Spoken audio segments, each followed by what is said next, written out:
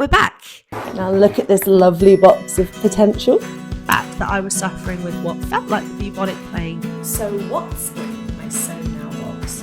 Great question. Ta-da!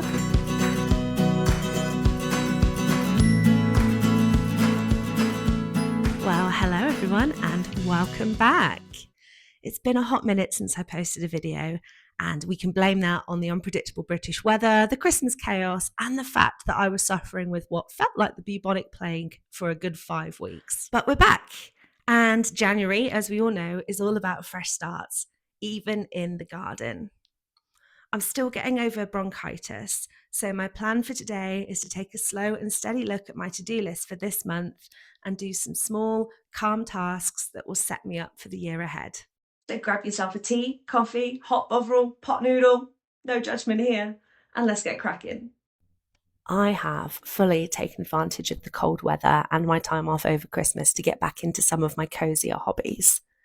So I actually took a painting course back in October, and so I've been spending the last few weeks trying to put some of those lessons into practice with mixed results so far. I've also gotten really into colouring. I don't know how they found me, but colouring TikTok has got me by a chokehold, and I spend far too much time watching people mindfully colouring in cute pages, and so I had to get some books and some pens for myself. So as you can probably see, I have a lot of seeds. I've got a mix of fruits, veg, herbs and flowers. My job right now is to sort through the packs and prioritise the things to start at the end of January and the beginning of February. This is going to be tougher than it sounds because most of these seeds will need to be started indoors, and I only have a limited amount of space for that. Literally just this windowsill. Not to mention, I have a lot of seeds to sow in March and April, so I need to make sure I have space for those too, but more on that later. So, seed storage. There are 1,000,001 different ways to store seeds, but the rule of thumb is to keep them in a cool, dry, dark place, out of any drafts, out of any damp, and away from anything that could get in and interfere with them, like mice or rabbits, wherever Molly is. So I used to keep my seeds in this box. It's adorable. It's a beautiful colour. It's got seeds written on the top, and inside it's got little dividers for the different types of seeds. However, after my first year of having an allotment, I got a little bit obsessed and needed to upgrade. So what I use now is a storage box from Amazon. So this is an idea I got from Jess over at Roots of Refuge, but I know a lot of gardeners use this as well. This is just a photo storage box from Amazon. There are 14 separate boxes in here, and they are 6 by 4 inches, so they're perfect for most seed packages, and they come with labels. You'll see a lot of mine are smudged because they're shiny labels, and I'm left-handed, so the world was against me from the start, really, wasn't it? So yeah, you can organise your seeds in any way you want, really. I try and keep it in types of plant. So we've got alliums, that's my onions and my leeks, beans, which is worryingly empty. I have just placed an order, so hopefully those will be in soon. Not that I need to plant them until April, May time anyway. Brassicas, you saw me plant those out a few videos ago. So that's your cauliflowers, kale, broccoli, Brussels sprouts, all those leafy greens. Herbs, I'm going to need to dig a few of those out shortly. Peppers, I've already mentioned. We're definitely going to be planting some peppers in the coming weeks, so we'll keep those out. Roots, carrots, parsnips, and all beetroot, all that good stuff. Salad, goes without saying. Squash, including pumpkins, butternut squash, courgettes. These are mostly summer veg, so I won't need to touch these until late April, May time. Tomatoes, a very smudgy label there. Again, I'm not going to touch these until end of March, beginning of April, because they're going to need to go outside very quickly. They grow super quick and I don't have the space inside. Ornamental flowers, and I've really upped my game with those this year. In previous years, I've only really sown and grown a handful of different types, but because I have the allotment and the garden and lots of pots and lots of places I need to pretty up, I've gone quite big on the ornamental flowers. And then we have the edible flowers, which I want to keep separate. So, oh, and lastly, we've got the misc, which is basically just peas at the moment because they didn't fit in any of the other boxes. So for now, what I've done is I've got 2 boxes. One is, if I let that just come into focus, that says sow now veg, and that says sow now flowers.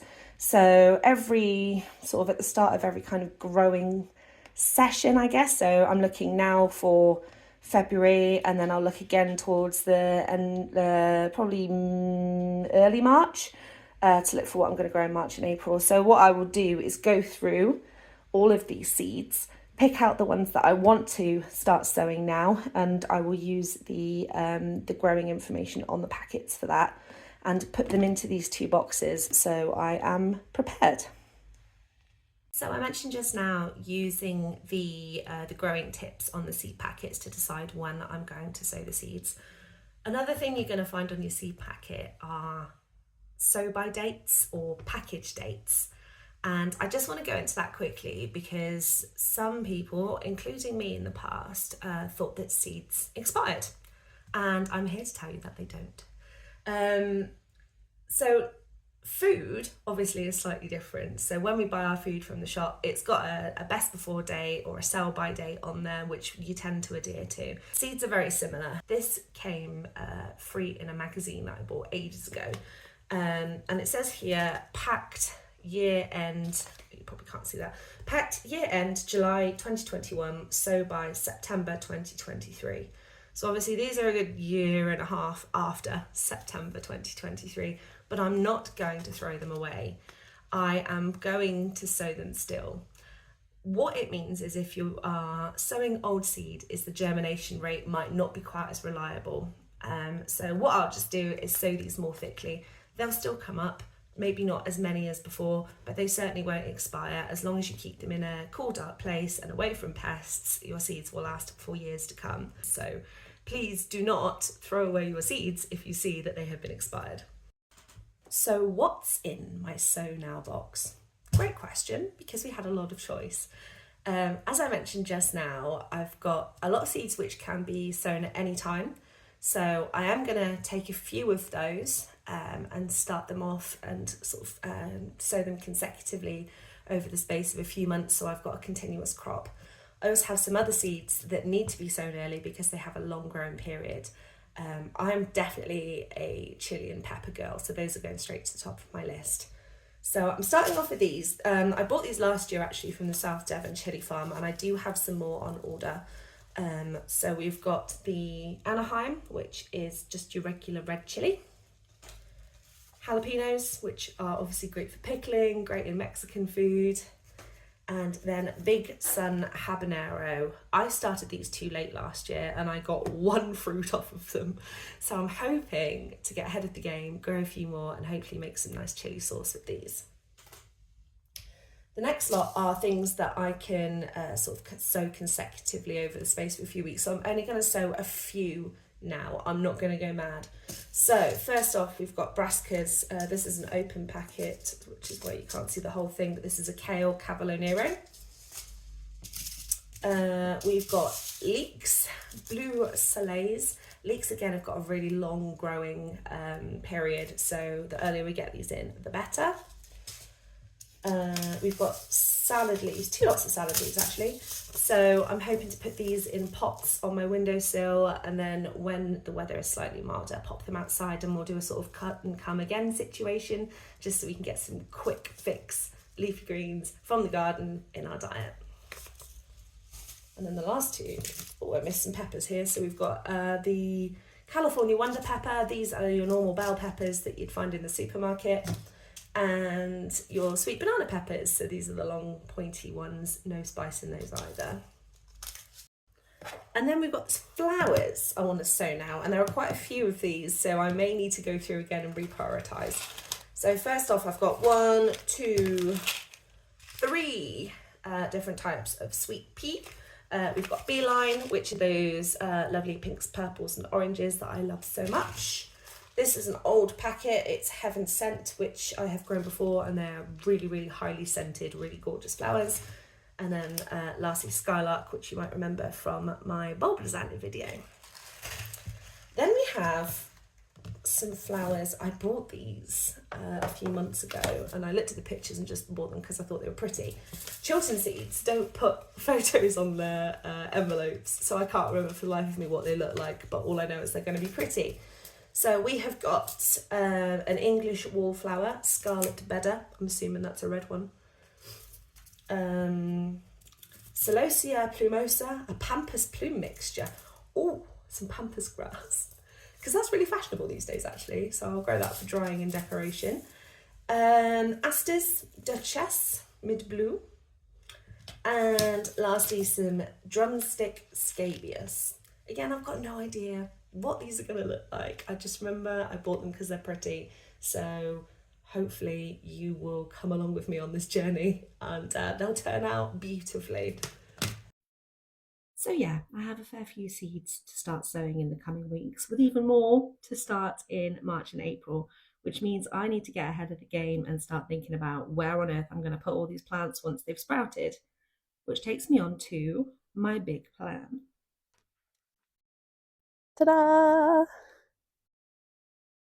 This is, or was, Bunningham Palace, home to Queen Mollington Bunsworth herself and his royal grumpiness Dougal, bless his soul. Molly is now at the ripe old age of 8, which is over 60 in rabbit years, so she lives inside with us now. This is a really good quality run, which I want to keep hold of, just in case we get future rabbits or chickens in the future. But for now, I thought, why not try and make it into a greenhouse? So this is never going to be the greenhouse of my dreams, but I'm hoping that with a few modifications, it's going to be a perfect place to get my tiny plants off to a good start come the spring. Now, I've never actually done anything like this before, so my first point of call was to go to YouTube to see if anyone else has ever converted a rabbit run into a greenhouse. Turns out, no, they haven't. So if any of you out there have done anything like this, I am all ears for tips and tricks and how-tos of exactly how you did it. But what I'm thinking is it's going to be quite an easy transformation. It's got good solid structure. All I need is some polytunnel plastic and some wood.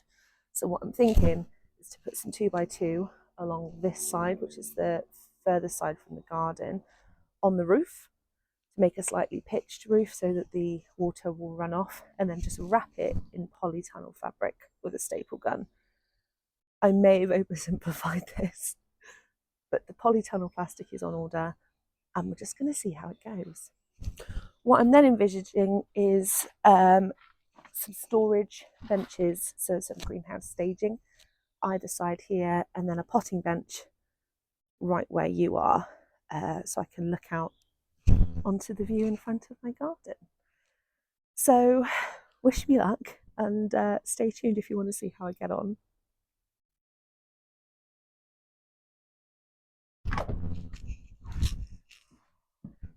Oh, it's so cold out there.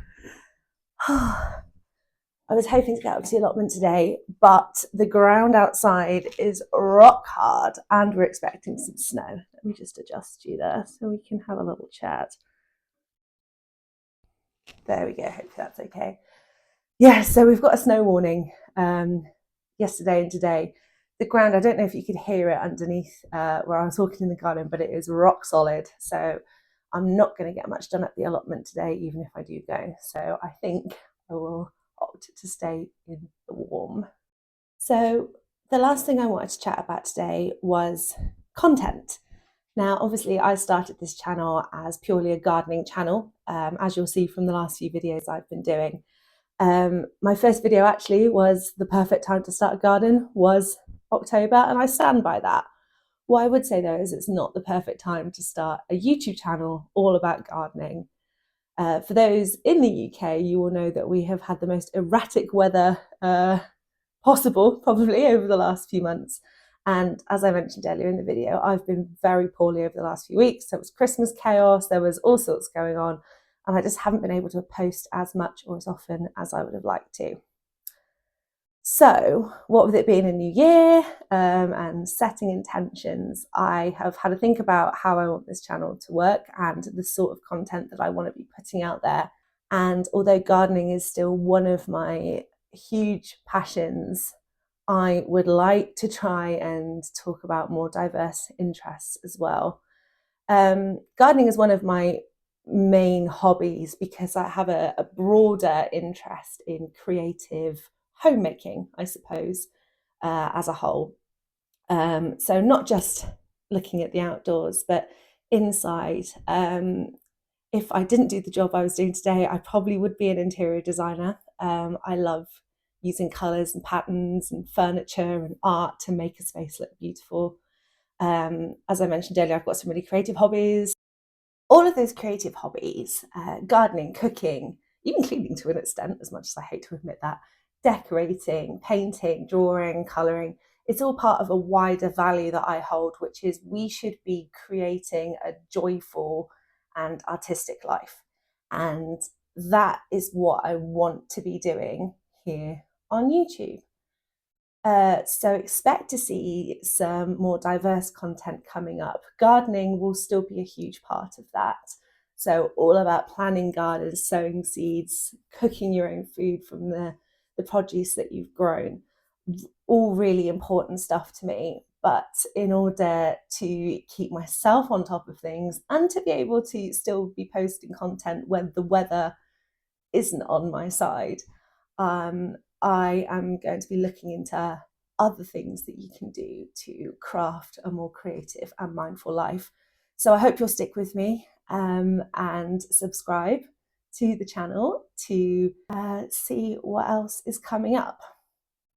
Now, talking of things coming up, we're still right at the beginning of the year and I am trying to set intentions and set myself up for success. And I am going to be tackling the job that I have been putting off for months in the next video, and that is going to be the shed. So in order to make the polytunnel work, I also have to make sure that my shed is all up together. So stay tuned for that. And if satisfying decluttering and cleaning videos are your thing, you're going to want to stay tuned and give that one a watch. So that's it from me today, before my voice completely runs out on me. I hope you are all having a lovely week and Happy New Year to each and every one of you. And here's to a fantastic 2025 of creating a wonderful and joyful life. I'll see you next time.